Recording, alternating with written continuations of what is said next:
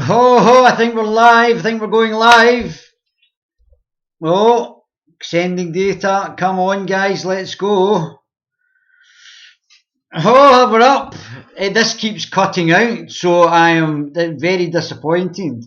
We're going live on a couple of things.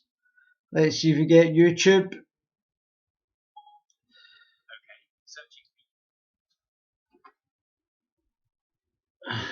And not sure if this is getting it. Oh my goodness, honestly, it's very exciting this. Seeing if everything actually stays on. It seems to be switching itself off, which is quite concerning. Seems to be on 2 and no, oh, there's 3. Twitch is on. My goodness, what is going on? Oh, I think we're getting in 30 FPSs. And let's see. Oh, we're online on YouTube. That's great. And what's going on here? Only got one left. That's great anyway. So we're online. So let's just crack right on. And I thought today I would discuss what's happening with Nigel. And see if he is going to launch his new party. Now, we have in the UK only a number of large parties. We have the 2 nationalist parties in Scotland and Wales. I'm going to leave out Northern Ireland because that's got its own sort of thing going on over in Northern Ireland with different parties over there.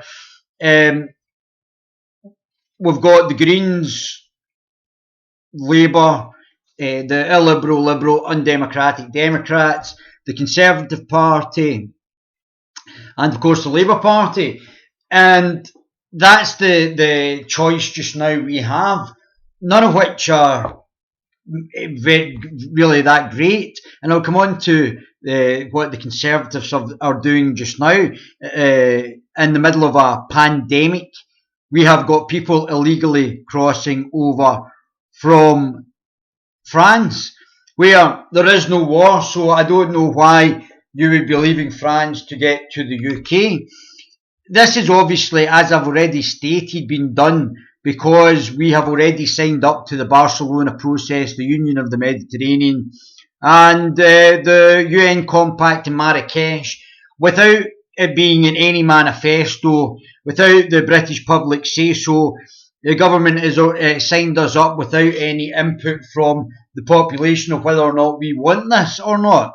So people are now just able to come free and easy over the channel and not be deported. To enter somewhere illegally should not be then facilitated by getting houses and other things as well. Unless you are seeking refuge, and you wouldn't be seeking refuge from France. Okay, people have got to come here, but once they've hit European soil, and once they've hit European soil, they have to claim asylum in the first country. But there's Boris Johnson actually sending planes in the middle of a pandemic when we're all locked in our houses to fly people into the UK from Greece. So, I mean, obviously the Conservative Party are not taking this seriously, and their mass immigration displacement process is continuing. So you can't trust the Conservative Party on immigration. They will continue to have their mass immigration and not deport people. They haven't even deported 3 paedophiles who were sexually abusing English girls. And they've just allowed those perpetrators to remain in the UK 18 months after they should have been deported. So let's not kid on that the Conservative Party are going to do anything about immigration. They're not even deporting people who are clear and present risk to the actual population, and allowing more and more people to actually come in, even during a pandemic. So, I mean, obviously, that's not something that they were voted for, and only when they are not Certainly not the Lib Lab Con Party, the Greens, the SNP or anybody else. Only when you don't vote for those will you actually get somebody who might take immigration seriously. Nigel seems to be alluding to in stopping illegal immigrants. So, this is the New European, which is a propagandised publication for the corporatist globalists. And obviously up in the top right, we see Keir Starmer, obviously from the Trilateral Commission, their man in the Labour Party. We don't know if there's any sex tapes, because obviously him and Jeffrey Epstein were in the same Trilateral Commission as well. But we know that Sir Keir Starmer, who's just made £10 million or has got a £10 million piece of real estate, a multi-millionaire, is a socialist. Why doesn't he give away his money then? So, we've got Nigel, as the hypocrisy is just absolutely staggering.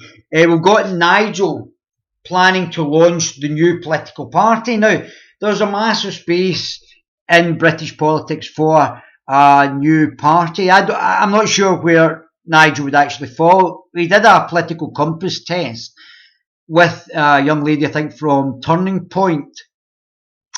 And it wasn't I wish she had done the other political compass test. It was good the fact she did one with Nigel, but I would have loved to see him do the other political compass test where they had the 4 different boxes to find out where Nigel was on the political compass. If you're doing your political compass test, don't let anybody influence what your decisions are. If there's 2 people there, just make sure you keep your mouth shut and let the person answer the questions where they want. Don't try and influence them to put where you want them to be. So, the New European has, this article is from the 6th of March 2020. Now, obviously, we've had the coronavirus, where the economy has been decimated by this virus, and I'm not sure whether that has been worth it, whether we could have just socially distanced ourselves and carried on. I think that may have been better, but obviously this has put pay to Nigel's advancement in this new political party, which I think he should definitely do. I mean, Nigel could conceivably become Prime Minister, and it would be great for the Tories not to be the main political group. Now, I think he made the correct decision. Let me just make sure this is actually still taping.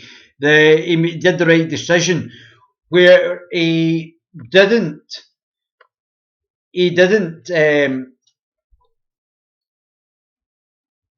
run candidates against the Conservatives, and I think that was completely the correct decision.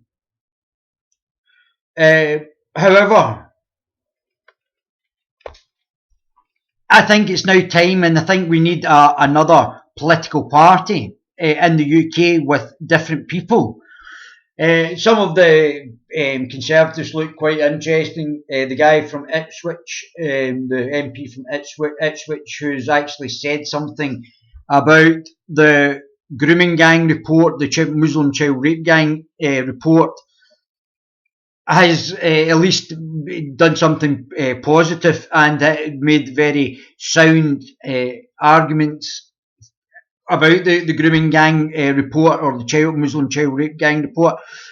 Although Nigel is a bit sort of wet on Islam, obviously, whereas I have lived in a Muslim country and know what you get, that Nigel is slightly on the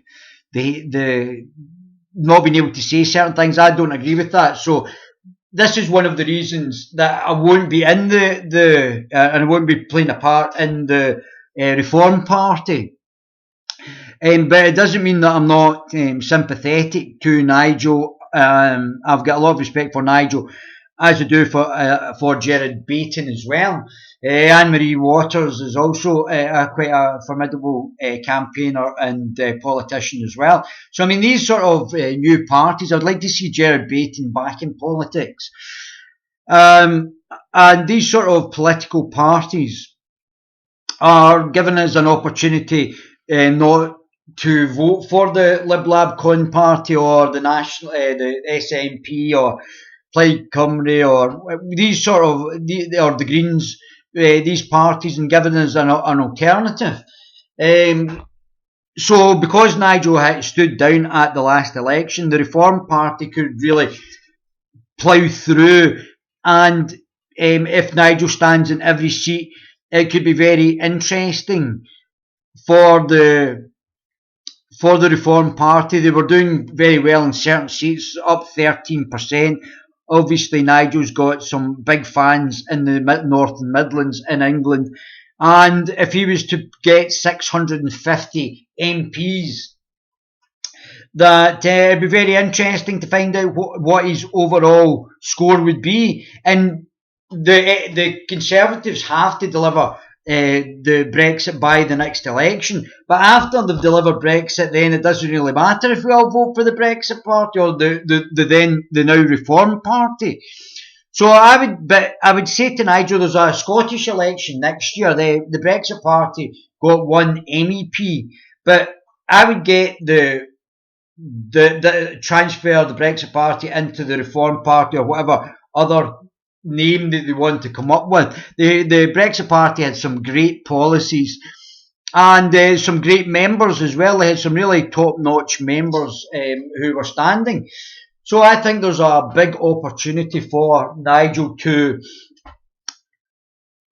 develop this new party and increase the opportunities there for the new party to take on the Conservatives and the other traditional parties. Obviously, the Brexit Party was taking a large chunk out of the Labour Party as well, gave the people in the Labour Party or who voted for the Labour Party in previous elections an opportunity. And I don't think Sir Keir Starmer is going to play well in the North and the Midlands in England, Wales. I don't think he'll play well in Scotland either. And I think there's a great opportunity for Nigel to come in and be the official opposition to the Conservative Party. I'm not going to not be joining, not because I was kicked out of the Brexit Party on live on television, or that I have got any animosity towards Nigel. I always knew that it was a real honour standing for the Brexit Party and on Nigel's ticket anyway. And I have got the utmost respect for Nigel. He's a bit weak on Islam, but that's something that he can actually develop later on. However, I think it would be great if Nigel being Prime Minister. I have no problem with Nigel actually being the Prime Minister. And I think it would be very interesting to have an alternative political party that's out with the Lib Lab Con Party that will get a whole bunch of fresh new ideas in. The Conservative Party are getting a bit stale, although it was required for them to get a majority this time.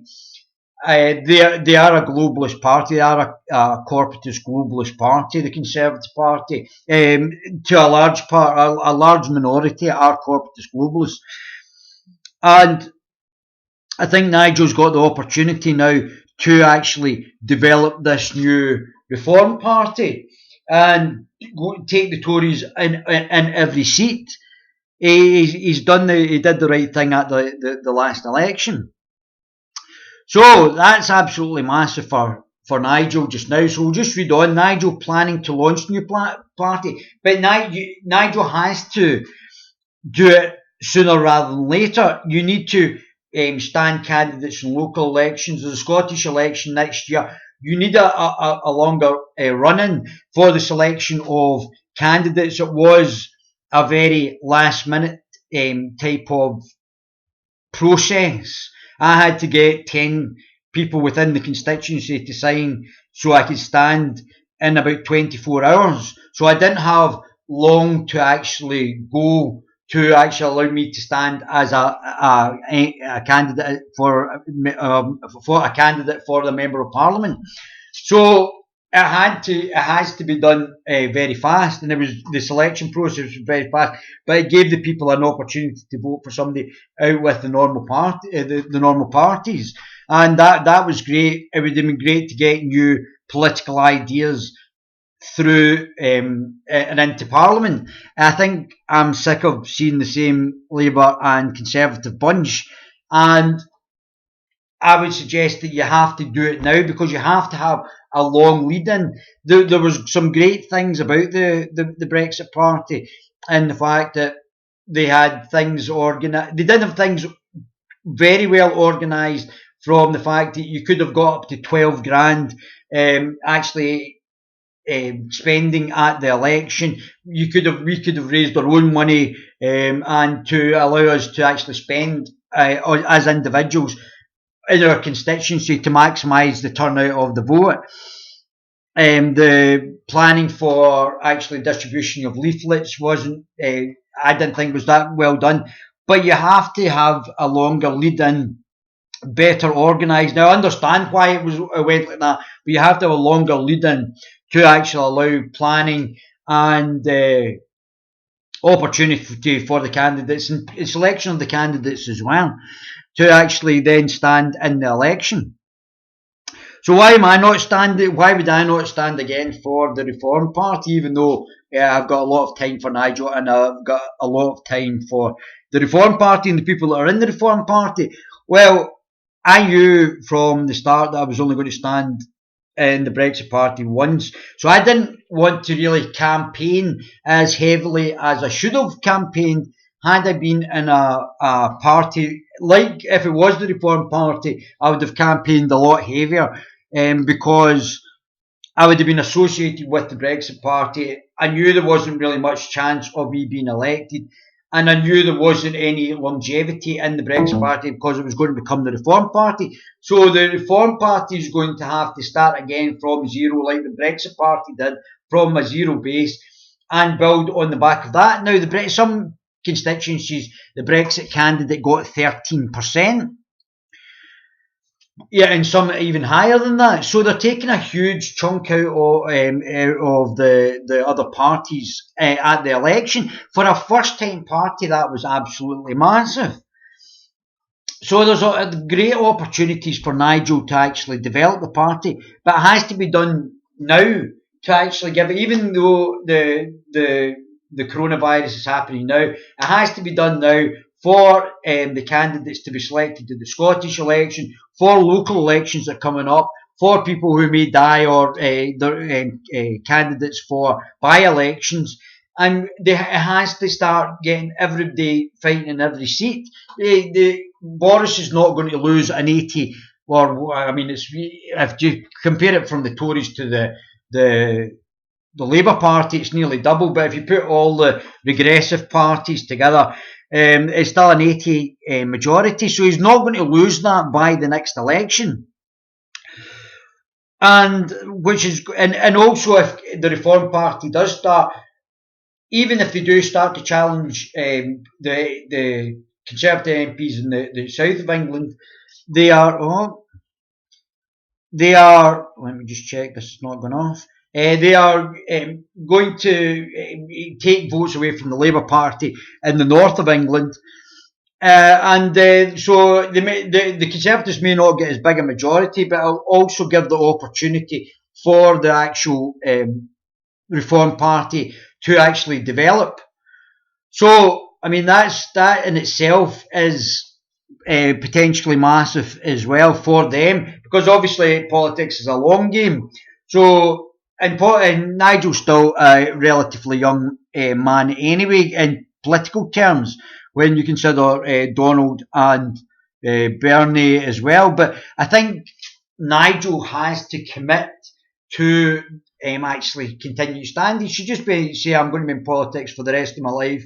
This is what I'm doing, and go and try and become the PM. There's no reason why Nigel can't actually become the Prime Minister.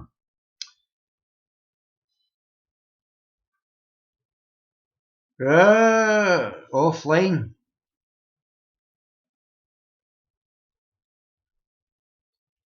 Oh, we're online. So, I don't know what's happening with this computer. It's just sometimes it's working and seems to be online and offline. It's very confusing. Let's see if I. Oh, I'm offline. Seems to be working here. So that's saying it's offline. Oh my goodness, honestly.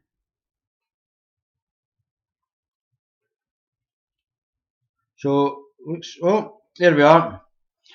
So read the article from Jonathan Reed, 6th of March 2020.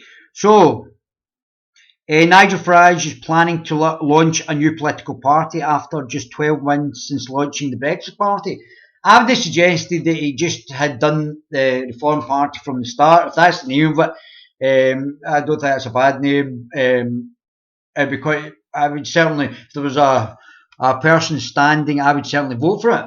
Vote for the candidate there. Now, as I said, I'm not going to be part of, although I'm going to remain in politics, I'm not going to be part of the Reform Party, even though I would support candidates. We're going to be setting up our own political party. It's going to be a British political party, although it'll be split into 4 separate, almost autonomous countries within the UK, and it'll have a British governing body. And they were just developing the constitution just now. So it'll be very interesting. It'll be a different type of political party, and it'll believe in free speech, which I think, having been kicked out of the Brexit Party on television by Nigel when Andrew Neil was asking about what I had said. And Andrew, if you want to ask me anything, you should have the decency to say it to my face. That we're going to actually develop our own political party that believes in free speech. So that's and it'll be great because there'll be some great policies as well. We will certainly work with the Reform Party, but it'll be completely different. It'll be a centrist party, and it'll be a different type of party than what's out there just now. So Nigel's, I certainly would welcome this new party by Nigel and hope that this actually goes ahead. I think Nigel is a brilliant politician, and it would be great to see Nigel as the Prime Minister after Boris, or certainly further. Maybe it might take 10 years for the new Reform Party to get going and start to gain traction.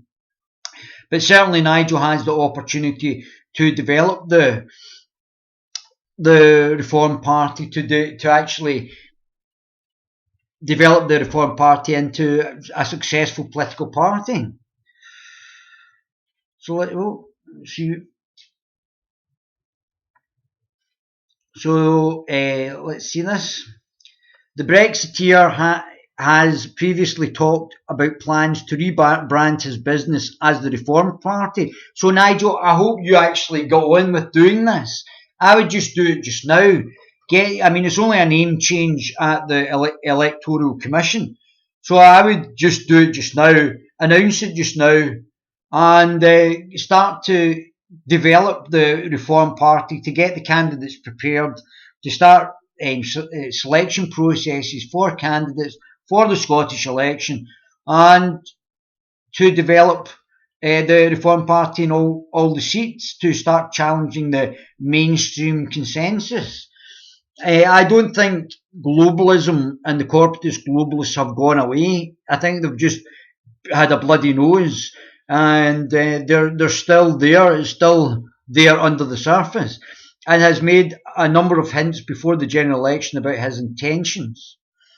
Now the likeliness of him pressing ahead with his proposals look even more likely after a peer claimed that he was convinced it would go ahead. Well, I hope it does. And I would just go on with it, just start to launch it now so that people know it's about a year I think just under a year to go to the Scottish elections, and people have to be put in place for that. Funding has to be done. You should try and max out the funding. So if it's 12 grand in a constituency, you should try and give the actual candidate the 12 grand to spend, or at least allow him the opportunity to, or him or her, to have the opportunity to raise the money themselves, or combination of both, so that they can spend that 12 grand in the constituency to maximise the chance of them actually taking votes. Lord David Owen, a former minister of the SDP co-founder, has previously supported Farage's call for the abolition of the House of Lords, another good policy, just stacked with political appointees, rather than actually having any sort of democratic accountability.